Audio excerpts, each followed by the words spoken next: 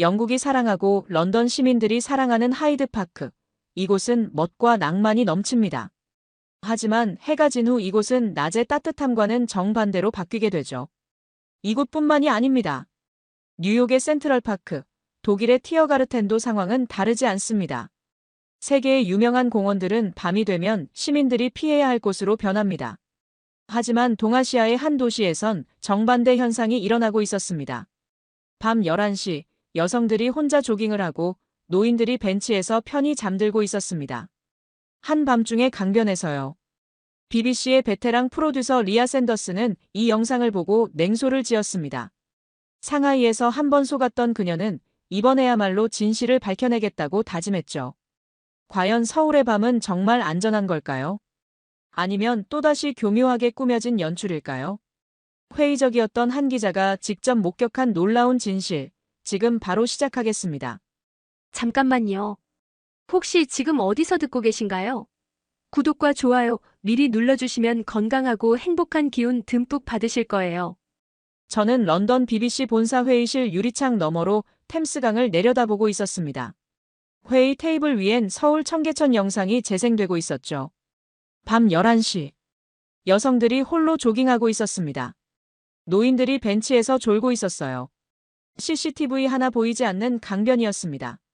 편집장 톰이 흥분한 목소리로 말했어요. 리아, 이것 좀 봐요. 믿어지나요? 밤 11시에 여성이 혼자 조깅하고 있어요. 저는 고개를 저었습니다. 상하이에서 봤던 장면들이 떠올랐죠. 톰, 저는 이미 한 번 속았어요. 상하이 때도 똑같았습니다. 완벽한 질서, 친절한 시민들, 깨끗한 거리. 톰은 고개를 끄덕였습니다. 알아요, 리아. 그 사건 이후로 힘들었죠. 하지만 이번엔 다를 수도 있잖아요. 저는 비웃었어요. 다를 리 없어요. 연출된 장면일 겁니다. 통계는 조작될 수 있고 영상은 얼마든지 편집할 수 있어요. 톰은 한숨을 쉬었습니다.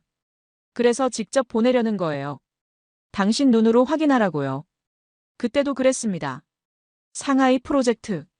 완벽해 보였죠. 제 경력은 그때 무너졌어요. 1년 동안 아무도 제 기획안을 거들떠보지 않았습니다. 동료들은 복도에서 저를 피했죠. 리아 샌더스. 아, 상하이 사건 그 사람. 속삭이는 소리가 들렸습니다. 조심해. 그녀랑 프로젝트 하면 같이 망해. 제 책상엔 더 이상 기획안이 쌓이지 않았어요. 회의에도 불려가지 않았습니다. 그 1년은 지옥이었습니다. 매일 아침 출근하면서 생각했어요. 오늘은 누가 또 제 실수를 들먹일까? 오늘은 또 어떤 회의에서 배제될까? 점심시간엔 혼자 먹었습니다. 아무도 같이 먹자고 하지 않았거든요. 이번 서울 프로젝트는 복귀작이었습니다. 실패할 순 없었죠. 마지막 기회였으니까요. 회의실 문이 열리고 메이 첸이 들어왔습니다. 프랑스에서 온 그녀는 유럽 내 중국 커뮤니티에서 꽤 영향력 있는 유튜버였어요.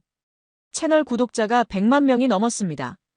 메이는 영상을 보더니 비웃듯 말했습니다. 한국. 이미지 메이킹의 천재들이지. 실제론 상하이만큼도 안전하지 않을 거야. 저는 물었습니다.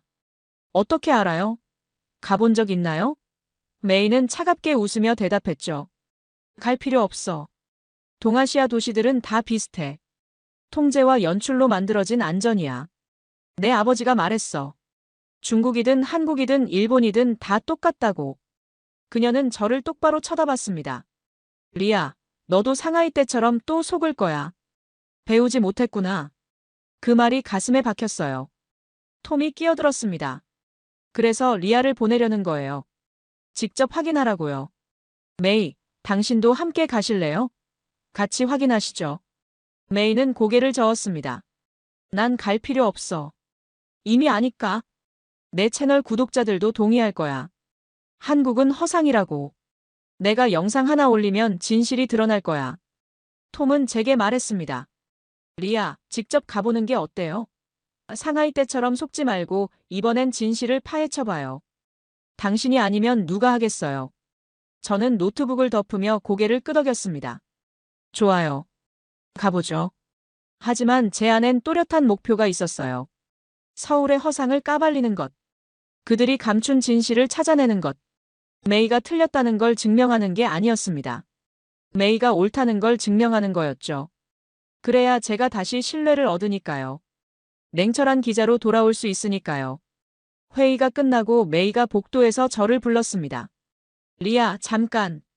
저는 멈춰섰어요. 메이는 낮은 목소리로 말했습니다. 넌 또 실수할 거야. 그리고 BBC에서 완전히 끝날 거고. 이번엔 복귀도 못해. 영원히. 충고해줄게. 포기해. 다른 일 찾아. 저는 그녀를 똑바로 쳐다봤습니다. 고마워요, 메이. 하지만 이번엔 달라요. 이번엔 제가 진실을 밝혀낼 겁니다. 메이는 비웃으며 돌아섰습니다. 내 선택이야. 하지만 후회할 거야. 내 채널에서 너 다시 다룰 테니까. 사무실로 돌아와 책상 서랍을 열었습니다. 어머니 사진이 있었죠. 복막염으로 돌아가신 지 3년째였습니다. NHS 예약을 기다리다 결국 손 쓸 수 없게 됐어요. 전화로 증상을 설명할 때 접수 담당자가 말했어요. 2주일 뒤에 일반의를 만날 수 있습니다. 응급은 아니라고 판단됩니다. 집에서 경과를 지켜보세요. 어머니는 말했습니다. 괜찮아, 리아. 기다릴 수 있어. 영국 의료 시스템은 최고잖니. 하지만 어머니는 사흘 만에 쓰러졌습니다. 복막염이 악화됐던 거예요. 그때 구급차를 불렀지만 40분이 걸렸어요. 다른 응급 환자들이 많았대요. 병원 도착했을 땐 이미 늦었죠. 의사가 말했습니다. 죄송합니다. 더 일찍 왔어야 했는데요. 복막염이 이렇게 빨리 진행될 줄은 몰랐습니다. 더 일찍이요. 예약 시스템이 그걸 막았는데요. 완벽한 시스템이요. 시스템은 완벽했습니다. 매뉴얼도 정확했어요. 통계도 훌륭했습니다. 하지만 사람은 없었습니다. 어머니는 숫자였어요. 대기 명단의 한 줄이었습니다. 저는 그래서 믿지 않았어요. 완벽해 보이는 시스템을요. 겉만 번지르르한 선전을요. 서울도 마찬가지일 거라고 생각했습니다. 통계는 조작될 수 있고 영상은 연출될 수 있으니까요. 저는 항공권을 예매했습니다. 일주일 뒤 인천행 비행기였죠. 가방을 싸면서 혼잣말했습니다. 이번엔 속지 않을 거야. 이번엔 반드시 진실을 밝혀낼 거야. 메이가 옳다는 걸 증명하겠어. 카메라 2대를 챙겼습니다. 하나는 공식 촬영용이고 하나는 몰래 찍을 용도였죠. 연출된 장면 뒤에 진짜 모습을 담기 위해서요. 녹음기도 챙겼습니다. 노트 3권도요. 이번엔 모든 걸 기록할 겁니다. 의심스러운 순간마다요. 창밖으로 런던의 밤이 내려앉고 있었습니다. 비가 내리기 시작했어요. 거리엔 경찰 사이렌 소리가 끊이지 않았죠. 누군가 소리치는 소리도 들렸습니다. 유리병이 깨지는 소리요. 저는 커튼을 쳤습니다. 서울이 어떤 도시인지는 모르겠지만 적어도 런던보단 나을 리 없다고 생각했습니다. 모든 대도시는 비슷하니까요. 범죄와 불안과 불신으로 가득 찬. 차이가 있다면 그걸 얼마나 잘 숨기느냐의 차이겠죠. 그게 제 출발 전 마지막 생각이었어요. 인천공항에 내렸을 때 첫 느낌은 혼란이었습니다. 너무 조용했어요. 히드로 공항엔 항상 소음이 가득했죠. 아이들 울음소리, 여행객들의 고함, 카트가 부딪히는 소리, 직원들이 소리치는 소리, 안내방송이 겹치는 소리. 하지만 여긴 달랐습니다. 사람들은 질서정연하게 움직였고 누구 하나 소리 지르지 않았어요. 이상했습니다. 이렇게 많은 사람이 있는데 왜 이렇게 조용하지? 연출인가? 아니면 감시 때문인가? 저는 주변을 살폈습니다. CCTV를 찾으려고요. 모이긴 했지만 런던만큼 많지 않았어요. 입국 심사대 직원이 영어로 물었습니다. 방문 목적이 어떻게 되시나요? 발음은 완벽하진 않았지만 의사소통엔 문제 없었죠. 저는 대답했어요. 다큐멘터리 촬영입니다. 직원은 고개를 끄덕이며 스탬프를 찍었습니다. 좋은 여행 되세요. 서울 즐기시길 바랍니다. 미소를 지었어요. 진짜 미소 같았습니다. 대본에 없는 미소 같았어요. 짐을 찾고 나오는데 한 남자가 제 이름이 적힌 팻말을 들고 있었습니다. 택시 기사였어요. 리아 샌더스 씨? 네, 맞아요. 그는 환하게 웃으며 제 짐을 슬쩍 받아 트렁크에 실었습니다. 저는 잠시 당황했어요. 아, 제가 할게요. 괜찮아요. 제가 하는 게 빨라요. 손님은 손님이시니까요.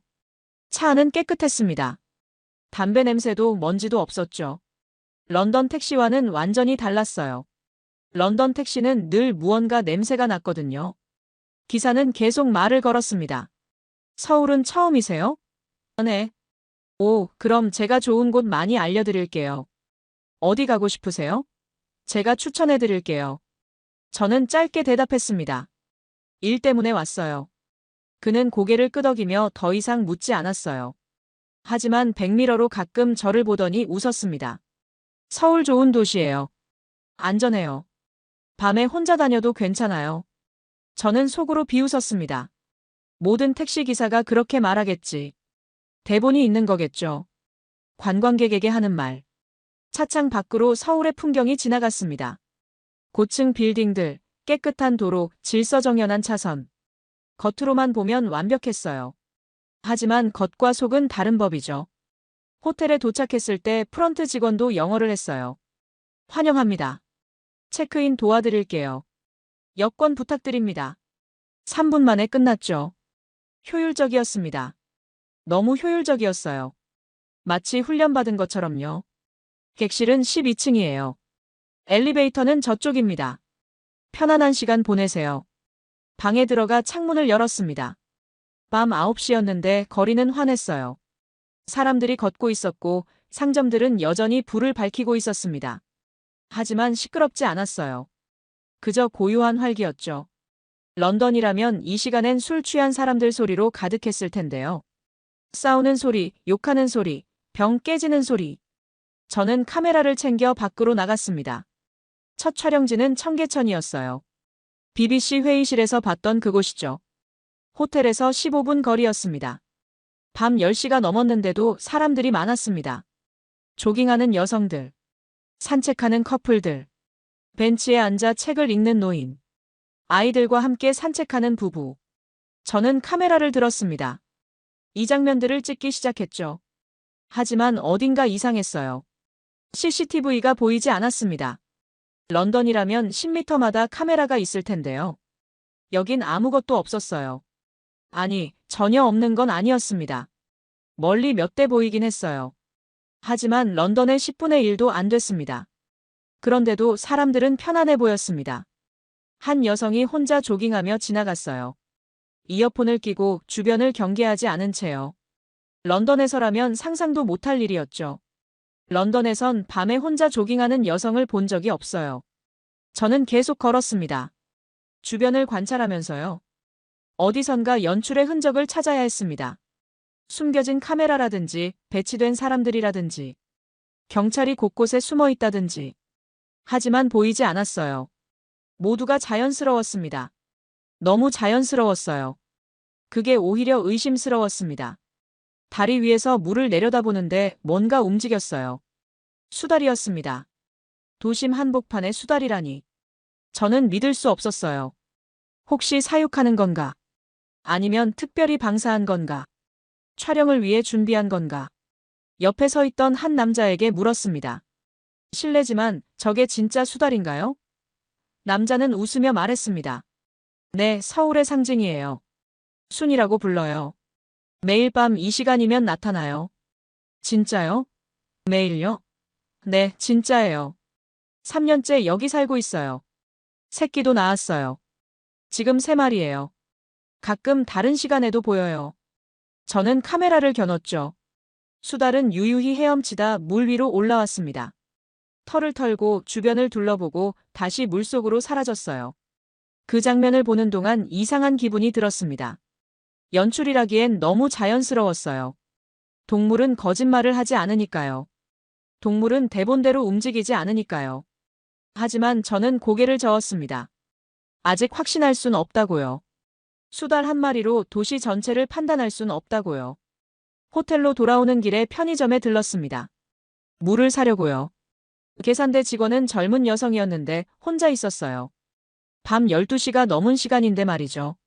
런던이라면 최소 2명은 있어야 할 시간대였습니다. 아니, 런던이라면 이 시간에 여성 혼자 야간 근무를 시키지 않아요. 위험하니까요. 저는 물건을 내밀며 물었습니다. 혼자 근무하세요? 네, 밤엔 손님이 많지 않아서요. 무섭지 않아요? 그녀는 웃었습니다. 여긴 안전해요. 걱정 없어요. 3년째 야간 근무하는데 한 번도 문제 없었어요. 계산을 마치고 그녀가 말했습니다. 감사합니다. 좋은 밤 되세요. 저는 나오면서 생각했습니다. 진짜일까? 아니면 제가 보고 싶은 것만 보고 있는 걸까? 아니면 그녀도 대본이 있는 걸까? 거리는 여전히 고요했어요. 하지만 그 고요함이 불편하지 않았습니다. 오히려 안정적으로 느껴졌죠. 이상했어요. 왜 안전하다고 느끼는 걸까? 왜 경계심이 풀리는 걸까? 저는 스스로를 경계했습니다. 이게 바로 함정일 수 있다고요. 편안함으로 포장된 통제일 수 있다고요. 상하이도 처음엔 이랬으니까요. 완벽해 보였으니까요. 저는 그날 밤 잠들기 전까지 계속 생각했습니다. 이게 진짜일까요? 아니면 제가 보고 싶은 것만 보고 있는 걸까요? 답은 아직 몰랐습니다. 하지만 한 가지는 확실했어요. 이 도시는 제가 예상했던 것과 달랐습니다. 그게 더 불안했어요. 예상과 다르다는 건 제가 뭔가 놓치고 있다는 뜻이니까요. 다음 날 아침 저는 다시 청계천으로 갔습니다. 통역사 정수연이 함께였어요. 이번엔 낮이었죠. 햇살이 물 위로 쏟아지고 있었어요. 사람들은 벤치에 앉아 커피를 마시고 아이들은 물가에서 놀고 있었습니다. 정수연이 밝게 말했습니다. 여기 정말 아름답죠? 리아, 2015년 전엔 복개돼 있었다는 거 아세요? 저는 주변을 둘러봤어요. 복개요? 이게요? 네, 콘크리트 아래 묻혀 있었어요. 그럼 어떻게 이렇게 됐어요? 정수연이 설명했습니다. 시민들이 복원을 원했어요. 계속 요구했죠.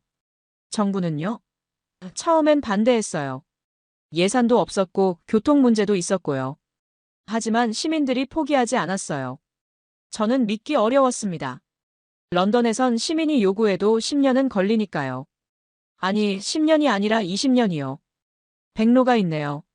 정수연이 손가락으로 가리켰습니다. 한 마리가 유유히 걸어오고 있었어요. 저 백로 매일 아침 8시 30분에 와요. 매일요? 정수연은 고개를 끄덕였습니다. 10년째 그래요. 시계처럼 정확해요. 새가 시간을 지켜요? 네, 신기하죠? 백로도 출근하는 거예요. 저는 시계를 봤습니다. 정확히 8시 30분이었어요. 그 순간 백로 한 마리가 물가에 섰습니다. 마치 출근하듯 자연스러웠죠. 진짜네요. 백로가 돌아온 건 물이 깨끗해졌다는 증거예요. 이 천엔 물고기도 많아요. 은어, 피라미, 붕어도 있어요. 정수연은 자랑스러워 보였습니다. 마치 자기 일인 것처럼요. 저는 주변을 둘러봤습니다. 이 평화로운 풍경이 시민들의 의지로 만들어진 거라니. 정말일까요? 아니면 정수연도 대본이 있는 걸까요? 저는 벤치에 앉아 주변을 관찰했습니다. 한 노인이 가방을 벤치에 두고 화장실로 갔어요. 저는 시계를 봤습니다. 얼마나 걸릴까요? 저 가방이 사라지는데. 런던이라면 3분이요. 정수연에게 말했습니다. 저 가방 누가 가져갈 것 같은데요? 정수연이 웃었습니다. 아무도 안 가져가요. 왜요? 돈이 들어있을 수도 있잖아요. 가져갈 이유가 없으니까요. 이유가 없다니요? 정수연은 천천히 설명했습니다. 필요하면 일하면 되니까요. 일하면 먹고 살 수 있으니까요. 남의 물건을 훔쳐서 얻는 것보다 일해서 얻는 게 더 많아요. 5분이 지났습니다. 10분이 지났습니다. 정말 아무도 그 가방을 건드리지 않았죠. 지나가는 사람들은 가방을 보고도 그냥 지나쳤어요. 한 아주머니는 가방을 보더니 주변을 둘러봤습니다. 주인을 찾는 것 같았어요. 하지만 찾지 못하고 그냥 갔습니다. 가방은 그대로였어요. 노인이 돌아와 가방을 들고 갔습니다. 당연하다는 듯이요. 저는 반박하고 싶었습니다. 하지만 말이 나오지 않았어요. 제 눈으로 봤으니까요. 그때 한 남자가 다가왔습니다. 경찰이었어요. 제복을 입고 있었습니다. 안녕하세요. 유도현입니다. 종로서 경정이에요. 정수연이 소개했습니다. 이분이 청계천 치안 담당이세요. 리아, 이분이 리아 샌더스예요. BBC에서 오셨어요. 저는 악수를 청했습니다. 리아 샌더스예요. BBC 프로듀서입니다. 유도현 경정은 고개를 끄덕였습니다. 다큐 작업 중이시죠? 어제 밤에도 여기 계셨던 것 같던데요. 네, 촬영 중이에요. 궁금한 게 있으면 물어보세요. 저는 주저하다 물었습니다. CCTV가 별로 없는데 어떻게 안전을 유지하나요? 유도현 경정은 잠시 하늘을 올려다봤습니다. 사람이 지킵니다. 사람이요? CCTV 없이요? 네. 정이 먼저 움직이니까요. 저는 이해할 수 없었습니다. 정이요? 그게 뭔가요? 유도현 경정은 천천히 말했습니다. 정이란 건 설명보단 시간이 보여주는 거예요. 느껴지는 거예요. 말로 설명하기 어려워요. 저도 처음엔 몰랐어요. 20년 경찰 생활하면서 알게 됐죠. 20년이나요? 네. 그동안 많이 봤어요. 사람들이 어떻게 서로를 지키는지요. 그리고 그는 천천히 걸어갔습니다. 저는 그의 뒷모습을 지켜봤어요. 말투가 무거웠습니다. 마치 오랜 시간 많은 걸 견뎌온 사람 같았어요. 이해할 수 없었지만 뭔가 진지했습니다. 그의 말엔 거짓이 없었어요. 적어도 그는 진심으로 믿고 있었습니다. 오후에 저는 거리 공연을 보게 됐습니다. 한 젊은 남자가 기타를 치고 있었죠. 노래는 영어였어요. 비틀즈의 노래였습니다. 영국 억양이 들렸어요. 저는 다가가 말을 걸었습니다. 영국 사람이세요? 그는 환하게 웃었습니다. 네. 카일 브래드쇼예요. 연세대 교환 학생이에요. 와, 반가워요. 저도 영국에서 왔어요. BBC 기자예요. 진짜요? 대박. BBC요? 네, 다큐멘터리 만들고 있어요. 카일은 신이 났습니다. 여기 정말 좋죠? 매일 공연하고 있어요. 저는 물었습니다. 왜 여기서 공연하세요? 학교에서 멀지 않아요? 카일은 잠시 기타줄을 만지작거리다 말했습니다. 런던에선 항상 걱정이었어요. 장비 도난, 취객들, 경범죄요. 한 번은 공연 중에 누가 기타 케이스를 통째로 가져갔어요. 정말요? 공연 중에요? 네. 노래 부르고 있는데 돌아보니 없더라고요. 신고했지만 돌아오지 않았어요. 보험도 안 됐고요. 그는 한숨을 쉬었습니다. 그 이후론 공연할 때마다 불안했어요. 장비 옆에 친구를 세워두고 공연했죠. 돌아가면서요. 음악보다 장비 걱정을 더 많이 했어요. 하지만 여긴 달라요. 어떻게요? 아무도 돈통을 건드리지 않아요. 조용히 들어줘요. 지나가던 할머니가 물 한 병을 놓고 가기도 해요. 어제는 한 아저씨가 5만 원을 넣고 가셨어요. 5만 원이요. 그리고 고맙다고 하시더라고요. 제가 고마운 건데. 처음으로 음악에만 집중할 수 있어요. 친구한테 장비 봐달라고 안 해도 돼요. 그냥 노래만 부르면 돼요. 그의 눈빛은 진심이었습니다. 저는 카메라를 들어 그를 찍었어요. 인터뷰도 더 진행했습니다. 하지만 마음 한구석이 불편했습니다. 이게 정말 가능한 일인가요? 아니면 제가 뭔가 놓치고 있는 걸까요? 모두가 착한 사람일 순 없잖아요. 어디든 범죄는 있으니까요. 나쁜 사람은 있으니까요. 해가 지고 저는 호텔로 돌아왔습니다. 노트북을 열어 오늘 찍은 영상들을 확인했죠. 백로, 수달, 가방을 두고 간 노인, 카일의 인터뷰. 모두 진짜처럼 보였어요. 연출의 흔적이 보이지 않았습니다. 하지만 저는 여전히 확신할 수 없었습니다. 상하이에서도 이랬으니까요. 모든 게 진짜 같았지만 결국 연출이었죠. 저는 창문을 열었습니다. 밤 공기가 차갑게 들어왔어요. 거리는 여전히 고요했습니다. 그 고요함 속에서 저는 생각했죠. 이 도시는 대체 뭘까요? 왜 제 예상과 계속 다를까요? 제가 놓치고 있는 게 뭘까요? 사흘째 되는 날 저녁이었습니다. 촬영 감독 레나와 함께 강남의 한 식당에 있었어요. 레나가 갑자기 얼굴이 하얗게 질렸습니다. 리아, 나 좀 이상해. 왜? 어디 아파? 배가. 너무 아파. 식은땀 나. 레나는 배를 움켜쥐고 신음했어요. 식당 주인이 달려왔습니다. 손님, 괜찮으세요? 많이 아파 보이는데요. 병원 가셔야겠어요. 119 불러드릴게요. 주인은 바로 전화를 걸었어요. 그는 침착하게 말했습니다. 네, 강남구 어디예요. 외국인 여성이 복통 호소하고 있어요. 식은땀 흘리고 있고 얼굴 창백해요. 오른쪽 아랫배요. 네네. 알겠습니다. 감사합니다. 전화를 끊고 주인이 말했습니다. 3분 안에 와요. 조금만 기다리세요. 저는 놀랐습니다. 3분요? 정말요? 네, 여기 가까워요. 곧 올 거예요. 정말 3분이 지나자 구급차가 도착했어요. 사이렌 소리가 들렸습니다. 구급대원 2명이 뛰어들어왔습니다. 한 명이 영어로 물었어요. 언제부터 아프셨어요? 발음은 서툴렀지만 정확했습니다. 저는 깜짝 놀랐어요. 30분 전부터요. 갑자기 배가 아프다고 했어요. 어디가 제일 아파요? 레나가 신음하며 대답했습니다. 오른쪽 아랫배요.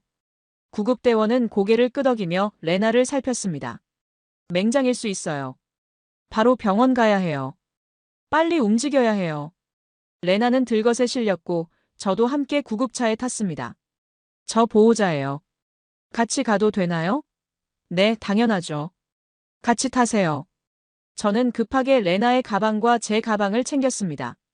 안경이 불편해서 주머니에 넣었어요. 구급차는 출발했습니다. 강변북로였어요. 러시아워 시간대라 차들이 빼곡했습니다. 사륜이 꽉 막힌 도로였죠. 저는 생각했습니다. 이렇게 막히면 얼마나 걸릴까? 레나는 괜찮을까? 하지만 구급차 사이렌이 울리자 차들이 움직이기 시작했어요. 한 대가 갓길로 비켰습니다. 그러자 옆차도 따라 비켰어요. 그 다음 차도요. 마치 바다가 갈라지듯 길이 열렸습니다. 저는 믿을 수 없었어요. 이게 가능한 일인가요? 구급대원이 웃으며 말했습니다. 한국에선 당연해요. 모두가 비켜줘요. 긴급 차량 보면 무조건 비켜주죠. 런던에선 절대 이렇지 않아요. 구급차가 막혀서. 저는 말을 멈췄습니다. 어머니 생각이 났어요. 구급대원이 말했습니다. 걱정 마세요. 곧 도착해요. 여기 의료진 훌륭해요. 금방 나을 거예요. 저는 핸드폰을 꺼내 이 장면을 찍었어요. 손이 떨렸습니다. 믿을 수 없었으니까요. 모든 차가 자발적으로 비켜주고 있었습니다. 강요도 없이요. 벌금도 없이요. 그냥 당연한 듯이요. 병원 도착은 9분 만에 이루어졌습니다. 신호등도 모두 녹색이었어요. 마치 도시 전체가 레나를 위해 움직이는 것 같았습니다. 레나는 곧바로 응급실로 들어갔고 의사가 진찰했어요. 젊은 남자 의사였습니다. 맹장염이에요. 수술 필요해요. 복강경으로 할 거예요. 회복 빨라요. 저는 물었습니다. 얼마나 걸려요? 1시간 반이면 돼요. 그렇게 빨라요? 의사는 고개를 끄덕였습니다. 네, 복강경 수술이라 간단해요. 걱정 마세요. 잘 될 거예요. 정말 1시간 반 만에 수술이 끝났습니다. 레나는 회복실로 옮겨졌고 저는 복도에 앉아 있었어요. 간호사가 다가와 말했습니다. 수술 잘 됐어요. 걱정 마세요. 젊으시니까 회복도 빠를 거예요. 내일부터 병문안 가능해요. 오늘은 푹 쉬세요. 며칠 정도 입원해야 하나요? 3, 4일 정도요. 상태 보고 결정할게요. 그녀는 제 어깨를 가볍게 두드렸어요. 저는 고마웠습니다. 낯선 나라에서 낯선 사람의 따뜻함을 느꼈으니까요. 저는 수납창고로 갔죠. 진료비가 얼마예요? 직원이 계산서를 건넸습니다. 43만 원이에요. 저는 눈을 의심했습니다. 43만 원이요? 수술비가요? 네, 맞아요. 응급수술이라 이 정도예요. 영국이라면 1,500만 원은 나왔을 겁니다. 사설병원에서요. NHS는 무료지만 3주는 기다려야 했죠. 응급이 아니라면요. 어머니가 그렇게 돌아가셨습니다. 예약 대기 중이에요. 저는 그 순간 무너질 것 같았어요. 만약 어머니가 여기 있었다면, 만약 이 시스템이었다면, 살 수 있었을까요? 저는 카드를 내밀며 손이 떨렸습니다. 여기요. 결제가 끝나고 저는 복도에 서 있었습니다. 밤 11시였어요. 병원은 여전히 붐볐습니다. 하지만 혼란스럽지 않았어요. 모두가 질서 있게 움직이고 있었죠. 환자들을 대하는 의료진의 태도도 달랐어요. 바쁘지만 친절했습니다. 피곤하지만 웃고 있었어요. 한 간호사가 할머니에게 말했습니다. 할머니, 천천히 일어나세요. 제가 도와드릴게요. 할머니를 부축하며 천천히 걸었어요. 저는 창밖을 바라봤습니다. 서울의 밤이 펼쳐져 있었어요. 불빛들이 반짝이고 차들이 움직이고 사람들이 걷고 있었습니다. 그 순간 깨달았습니다. 이건 연출이 아니라고요. 이건 진짜라고요. 시스템이 아니라 사람이 움직이는 도시라고요. 런던은 시스템이 완벽했습니다. 하지만 사람은 그 시스템 안에서 번호였어요. 대기 명단의 숫자였어요. 여긴 달랐습니다. 시스템이 사람을 섬기고 있었어요. 저는 눈물이 났습니다. 어머니 생각이 났어요. 만약 어머니가 여기 있었다면 살 수 있었을 텐데. 그 생각이 머릿속을 떠나지 않았습니다. 병원 밖으로 나왔습니다. 호텔로 돌아가는 길이었어요. 택시를 타고 창밖을 멍하니 바라봤습니다. 레나는 이제 괜찮을 거예요. 의사도 간호사도 그렇게 말했으니까요. 호텔 로비에 도착해서 주머니에서 안경을 꺼내려는데 이상했습니다. 뭔가 부러진 느낌이었어요. 꺼내보니 안경이 완전히 부서져 있었습니다. 렌즈가 빠지고 다리가 휘어져 있었죠. 아, 구급차에 탈 때였나. 급하게 주머니에 넣었는데 그때 부러진 것 같았어요. 저는 한숨을 쉬었습니다. 이거 어떡하지? 내일도 촬영이 있는데. 레나는 입원 중이니 제가 혼자 카메라를 들어야 했어요. 안경 없이는 불가능했습니다. 통역사 정수연에게 전화했습니다. 정수연, 안경이 부러졌어요. 어머, 언제요? 아마 구급차 탈 때 주머니에 넣었는데 그때 부러진 것 같아요. 지금 발견했어요. 정수연이 말했습니다. 한국은 안경 맞추는데 얼마 안 걸려요. 정말요? 런던이라면 2주일은 걸리는데. 여기선 빨라요. 내일 아침에 안경점 가보세요. 제가 같이 갈까요? 아니요, 괜찮아요. 위치만 알려주세요. 정수연은 호텔 근처 안경점 주소를 문자로 보냈습니다. 내일 연락드릴게요. 오늘은 푹 쉬세요. 네, 고마워요. 정수연도 퇴근하세요. 하지만 저는 걱정이 됐습니다. 내일 촬영이 있는데 안경 없이는 카메라도 못 들어요. 시력이 너무 나빠서요. 저는 결심했습니다. 지금 가보자. 아직 밤 11시 반이에요. 혹시 문 열었을 수도 있잖아요. 정수연이 보내준 주소를 보고 걸어갔습니다. 10분 거리였어요. 골목 안쪽에 작은 안경점이 있었습니다. 불이 켜져 있었어요. 저는 문을 열고 들어갔습니다. 50대쯤 돼 보이는 남자 주인이 있었어요. 안녕하세요. 안경이 부러졌어요. 고칠 수 있나요? 주인은 당황한 표정을 지었습니다. 영어를 못했어요. 저는 부러진 안경을 보여줬습니다. 안경이요. 브로큰. 고쳐주세요. 주인은 뭔가 말하려 했지만 저는 알아들을 수 없었어요. 손짓 발짓을 했지만 통하지 않았습니다.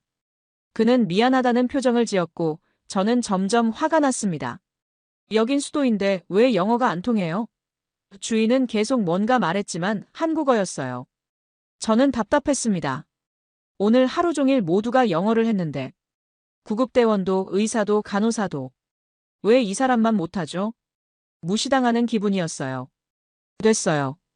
저는 안경을 주머니에 넣고 나왔습니다. 주인이 뭔가 소리쳤지만 돌아보지 않았어요. 호텔로 돌아와 침대에 누웠습니다. 짜증이 가라앉지 않았습니다. 하지만 생각해보니 내일이 문제였어요. 레나는 입원 중이에요. 저 혼자 카메라를 들어야 하는데 안경 없이는 불가능했습니다. 어쩔 수 없었어요. 내일 아침에 다시 가봐야 했습니다. 다음 날 아침 일찍 일어났습니다. 8시였어요. 안경점은 9시에 문을 연대요. 저는 커피를 마시며 기다렸습니다. 9시가 되자 다시 그 안경점으로 갔습니다. 혼자요. 문을 열고 들어가니 어젯밤 그 주인이었습니다. 그는 저를 알아봤어요. 그리고 놀랍게도 핸드폰을 꺼냈습니다. 화면을 보니 번역 애플리케이션이었어요. 그는 천천히 한글을 입력했고 영어가 화면에 떴습니다. 어제는 죄송했습니다. 맘새 번역 앱을 설치했습니다. 도와드리고 싶습니다. 저는 놀랐습니다. 맘새요. 저 때문에요. 주인은 계속 번역기를 사용하며 물었어요. 어떤 렌즈가 필요하세요?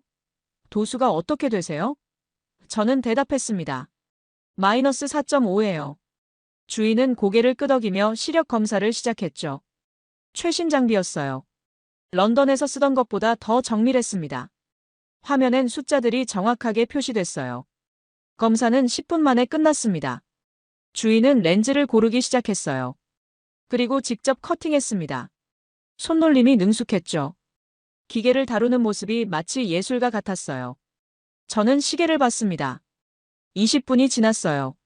주인은 안경테를 고치고 렌즈를 끼우고 피팅을 했습니다. 제 얼굴에 맞춰 조금씩 조정했어요. 귀 뒤쪽까지 세심하게요. 그리고 제게 건넸어요. 다 됐습니다. 써보세요.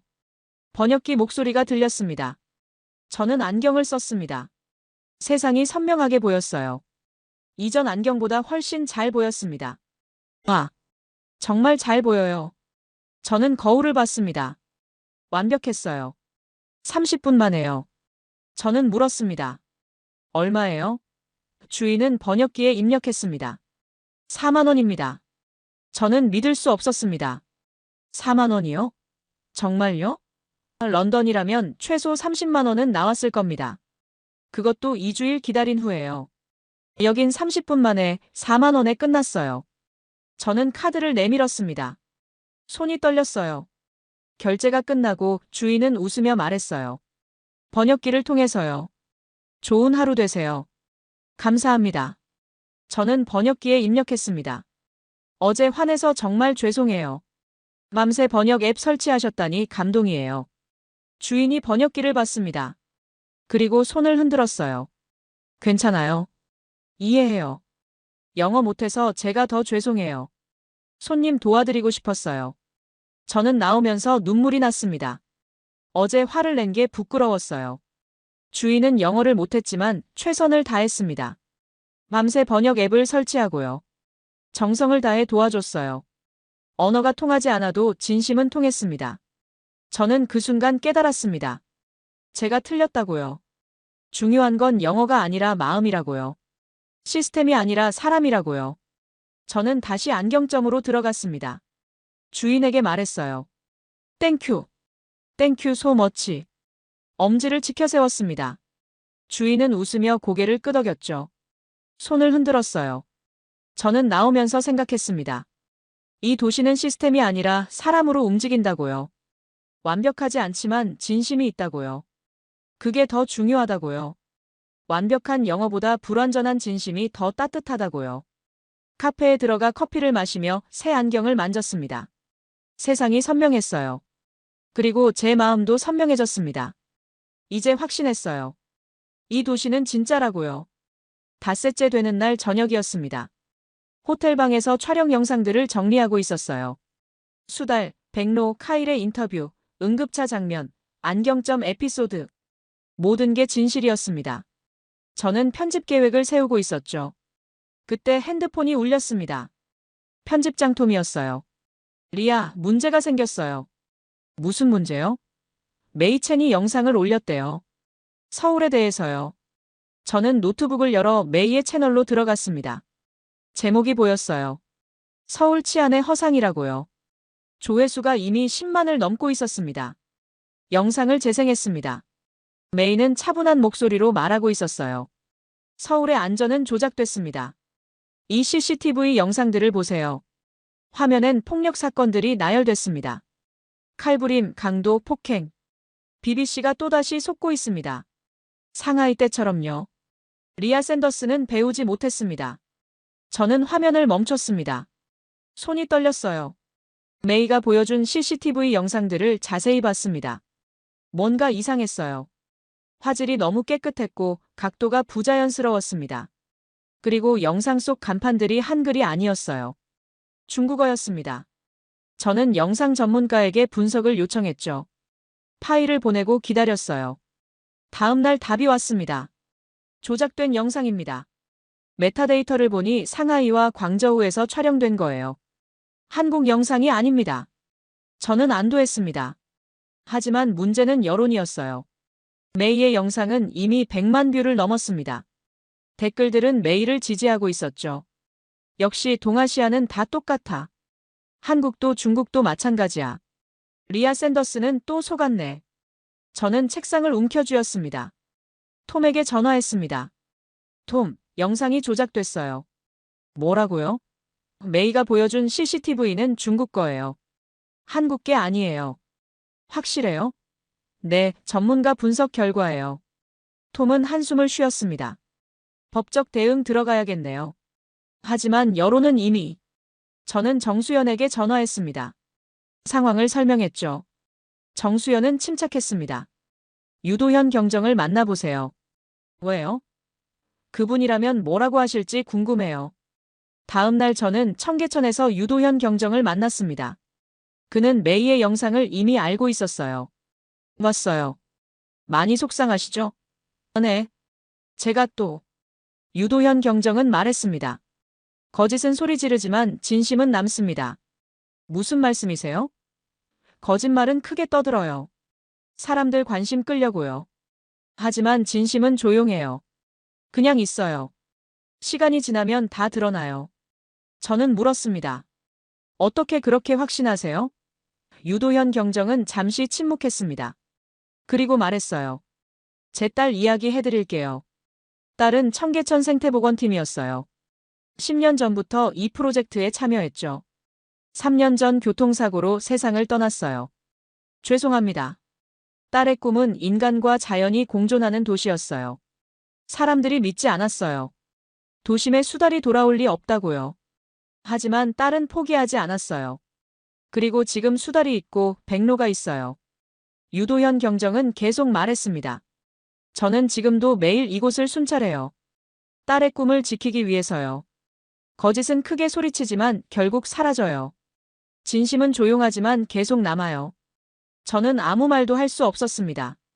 그의 눈빛엔 슬픔과 확신이 동시에 담겨 있었어요. 리아 씨가 본 게 진짜라면 그게 결국 드러날 거예요. 서두르지 마세요. 진실은 시간이 증명하니까요. 저는 고개를 끄덕였습니다. 그리고 결심했죠. 메이에게 반박하지 않기로요. 대신 제가 본 진실을 그대로 보여주기로 했습니다. 편집실로 돌아와 작업을 시작했습니다. 수달이 헤엄치는 장면, 백로가 걷는 장면, 카일의 인터뷰, 응급차가 길을 가르는 장면, 안경점 주인의 손길, 모든 걸 담았어요. 그리고 제목을 정했습니다. 정이 흐르는 도시라고요. 편집장에게 보냈습니다. 톰은 답장했어요. 완벽해요, 리아. 이건 진짜 다큐예요. 방영 날짜 잡을게요. 저는 창밖을 바라봤습니다. 서울의 밤이 펼쳐져 있었어요. 메이는 계속 소리칠 겁니다. 하지만 진실은 남을 거예요. 저는 그걸 믿기로 했습니다. 마지막 날 아침이었습니다. 레나가 완전히 회복했어요. 리아, 오늘 마지막 촬영이죠? 응. 청계천 한 번 더 가자. 저는 레나와 함께 다시 청계천으로 갔습니다. 날씨는 맑았습니다. 햇살이 물 위로 쏟아지고 있었죠. 사람들은 평화롭게 걷고 있었어요. 저는 카메라를 들었습니다. 그런데 그때 봤습니다. 백로와 수달이 함께 있는 장면을요. 백로는 물가에 서 있었고 수달은 물속에서 헤엄치고 있었어요. 두 생명이 같은 공간에서 공존하고 있었습니다. 서로를 경계하지 않고요. 저는 숨을 멈췄습니다. 레나, 이거 찍고 있어? 응, 찍고 있어. 믿을 수 없는 장면이야. 이 장면은 연출할 수 없는 거였어요. 자연이 만든 기적이었죠. 유도현 경정이 옆에 왔습니다. 마지막 날이시죠? 네, 오늘 영국으로 돌아가요. 그는 조용히 말했죠. 이게 제 딸의 꿈이었습니다. 인간과 자연이 공존하는 도시요. 처음엔 불가능해 보였어요. 10년 전 이천은 죽어 있었어요. 물고기도 없었고 새도 없었어요. 하지만 시간이 지나며 이루어졌어요. 사람들이 믿었기 때문이에요. 저는 그 말을 듣고 눈물이 났습니다. 어머니 생각이 났어요. 만약 어머니가 이런 도시에 살았다면 어땠을까요? 시스템이 아니라 사람이 먼저 반응하는 곳에서요. 괜찮으세요? 유도현 경정이 물었습니다. 네. 그냥 감동받았어요. 저는 카메라를 내렸습니다. 이 장면은 기록이 아니라 기억이었어요. 제 마음속에 담아두고 싶었습니다. 유도현 경정은 계속 말했습니다. 도시가 사람을 만드는 게 아니에요. 사람이 도시를 만들어요. 여긴 그런 곳이에요. 제 딸도 그렇게 믿었어요. 그래서 매일 이곳에 왔어요. 포기하지 않았어요. 저는 고개를 끄덕였습니다. 이제 알 것 같았어요. 정이 뭔지요. 시스템보다 먼저 움직이는 마음이요. 통계보다 중요한 진심이요. 정수연이 다가왔습니다. 리아, 공항 가야 해요. 네, 알아요. 저는 정수연에게 말했습니다. 고마워요, 정수연. 덕분에 이 도시를 이해할 수 있었어요. 정수연은 웃으며 말했어요. 리아, 당신도 이미 이 도시의 일부예요. 제가요? 네. 당신이 본 걸 세상에 전하는 순간, 당신도 이 도시를 만드는 사람이 돼요. 저는 그 말이 마음에 남았습니다. 공항으로 가는 길에 창밖을 바라봤어요. 서울의 거리가 스쳐 지나갔습니다. 평범한 사람들이 걷고 차들이 움직이고 생명들이 숨쉬고 있었죠. 이 도시는 완벽하지 않았습니다. 영어가 통하지 않는 곳도 있었고요. 불편한 순간도 있었어요. 하지만 진심이 있었어요. 그게 저를 변화시켰습니다. 저는 더 이상 냉소적이지 않았습니다.